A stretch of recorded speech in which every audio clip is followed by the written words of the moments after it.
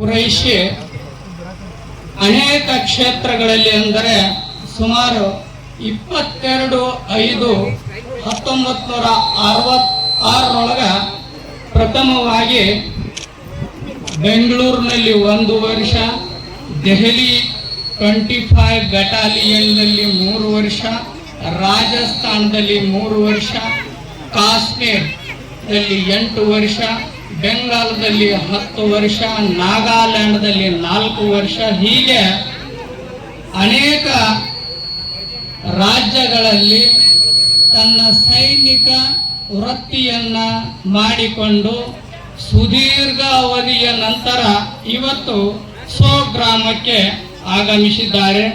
So ಅಂತಹ ಮಹಾನ್ ಸೈನಿಕರಿಗೆ ಕೃತಜ್ಞತಾ ಪೂರ್ವಕವಾಗಿ ಇವತ್ತಿನ ಸಮಾರಂಭ. ಸೊ ಅವರಿಗೆ ಈ ಸಮಾರಂಭದ ನಿಮಿತ್ತವಾಗಿ ನನ್ನ ಕಡೆಯಿಂದ ಪ್ರಪ್ರಥಮವಾಗಿ 1-2 ವಿಚಾರಗಳನ್ನ ಅವ್ರ ಬಗ್ಗೆ ಹೇಳಲಿಕ್ಕೆ ಇಷ್ಟಪಡ್ತೀನಿ. ಸೈನಿಕ ಅಂದ್ರೆ ಯಾರು?